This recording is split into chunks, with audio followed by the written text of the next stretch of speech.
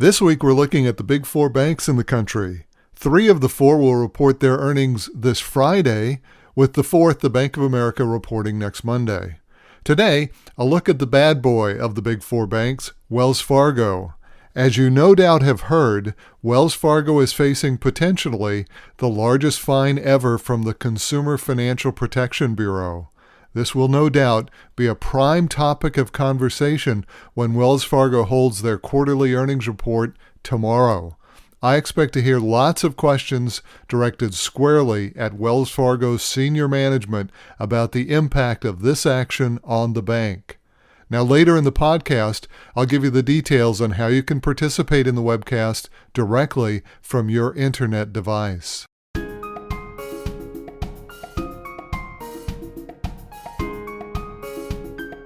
Welcome. It's Thursday, April 11th, and this is Value Side. I'm your host, David Ravel.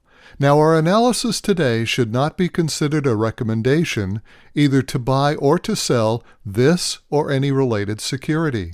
Wells Fargo is a very different bank from the other 3 banks we're looking at. In their own words, Wells is a, quote, diversified, community-based financial services company, unquote. And it is this community-based perspective that is the key to understanding Wells Fargo Bank. This bank ranks as number 2 in the world in terms of market capitalization. It's behind only J.P. Morgan. But far and away, number 1 in terms of the number of branches Wells Fargo has. They have 8,300 individual locations. You need that kind of coverage when you're trying to serve local communities. This helps insulate Wells from the ups and downs of the large money-centered banks. A major financial meltdown will affect Wells Fargo base less severely than those return on in equity New York of the big 4 banks like J.P. Morgan and Citi value investors like Warren Buffett have a huge stake in this company.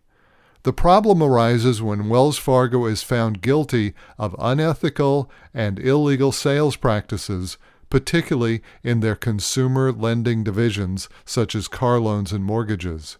You've probably heard on the news that Wells Fargo currently faces the largest fine ever from the Consumer Financial Protection Bureau.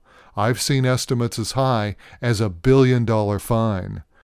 That's because this is not Wells's first offense. This seems to be an ongoing problem with the bank.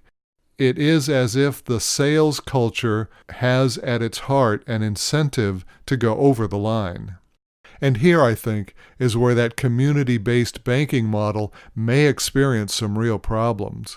It's one thing when a large institutional bank is fined for work they do with a large institutional customer. But it is quite another thing when a community bank is fined for work they do with an average Main Street consumer. In the latter case, the bank appears to be taking advantage of those consumers who may lack the sophistication to understand what is really happening to them. In other words, the bank appears to be the bad boy. And this is the danger for Wells Fargo Bank. It is a question of reputation. Once lost, hard to get back. And I believe that this will be at the heart of the Wells Fargo earnings conference call tomorrow. Wells is expected to announce earnings right in line with expectations. Then later in the call, they will likely announce that they are setting aside a certain level of contingency for the potential fine. At that point, I'm sure that Wells Fargo's management would like to move on to other topics. However, watch the question and answer period after the formal presentation. It is here that I expect to hear some pretty pointed questions. Now, the Wells Fargo conference call is slated to begin at 7 a.m. Pacific Time, 10 a.m. Eastern, and you can reach the call by going to their website, wellsfargo.com.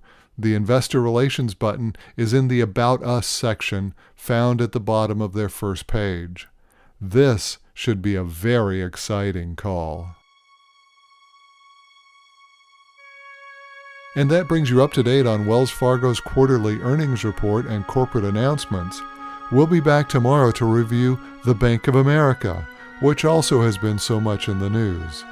This has been a copyrighted edition of Value Side, published before the opening of the New York Stock Exchange for Thursday, April 12th. Don't forget, you can hear ValueSide on Google Music, SoundCloud, iHeartRadio, iTunes, and now on YouTube. For all of us at ValueSide, I'm David Ravel, hoping you have a great day